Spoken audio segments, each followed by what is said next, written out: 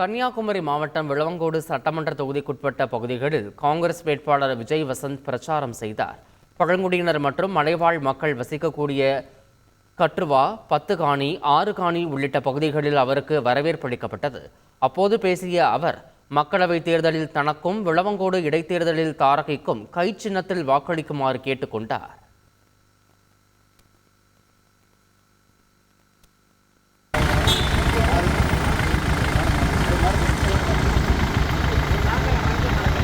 ஆறுகாணி முதல் சானல் கரை வரை மக்கள் கேட்டுக்கொண்டதற்கிணங்க நம்ம ஒரு சில முக்கியமான கோரிக்கைகளை நமது எம்எல்ஏ கேட்டு அவர்களுக்கு கொடுக்கிறோம்.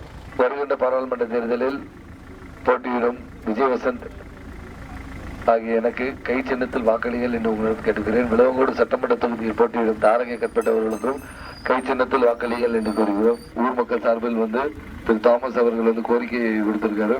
கண்டிப்பாக அதை பார்த்து அதை நிறைவேற்றுவதற்கான எல்லா நடவடிக்கையும் எடுப்பேன் என்று இந்த இடத்துல உங்களிடம் தாழ்மையிடம் சொல்லிக் கொள்கிறேன். செய்திகளை உடனுக்குடன் தெரிந்து கொள்ள உடனே சப்ஸ்கிரைப் பண்ணுங்க.